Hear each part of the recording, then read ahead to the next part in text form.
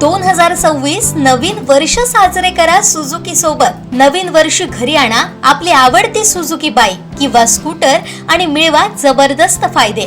खास ऑफर्स 100% कर्ज सुविधा, 10 वर्षांची एक्सटेंड वॉरंटी केवळ मोटरसायकलवर, 8000 पर्यंतचं इन्शुरन्स बेनिफिट केवळ मोटरसायकलवर, नो हायपोथिकेशन। उपलब्ध models Suzuki Access, Suzuki Avenis, Suzuki Burgman street, Suzuki Gixxer SF, Suzuki Vstrom SX।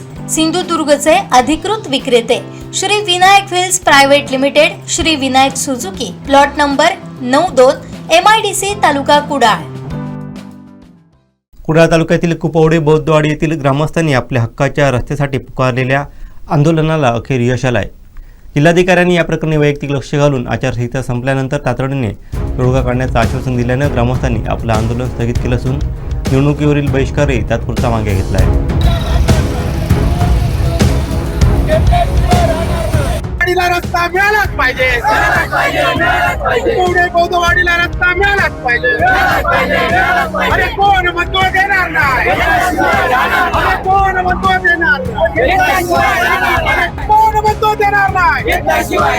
Doctor Babasaheb आंबेडकरांचा, डॉक्टर बाबासाहेब आंबेडकरांचा, डॉक्टर बाबासाहेब आंबेडकरांचा, डॉक्टर बाबासाहेब आंबेडकरांचा, राजमाता जिजाबाईंचा, राजमाता जिजाऊंचा। आज कुपवडे बौद्धवाडीचं आंदोलन आम्ही सुरू केलं सकाळी।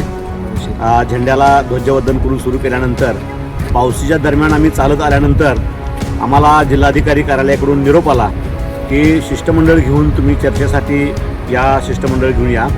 त्यानंतर आम्ही जिल्हाधिकारी तृप्ती धोडमिशे यांच्याशी चर्चा झाली। या चर्चेमध्ये त्यांनी स्पष्टपणे आज आपले कुडाळचे तहसीलदार यांना निर्देश दिले की जिल्हा परिषदेची निवडणूक संपल्यानंतर आचारसंहिता झाली की तातडीने बैठक घेऊन त्याचा अहवाल आपल्याला सादर करावा।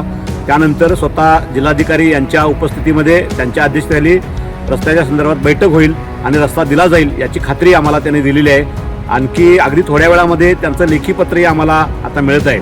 त्यामुळं या आंदोलनाच्या बद्दल लोक जेव्हा लढायला रस्त्यावर उतरतात तेव्हाच प्रशासनाला जाग येते, हे पुन्हा एकदा या आंदोलनानं सिद्ध केलेलं आहे। खरं तर जिल्हाधिकाऱ्यांनी संवेदनशीलपणे हा प्रश्न हाताळल्याबद्दल आम्ही त्यांचे आभारी आहोत।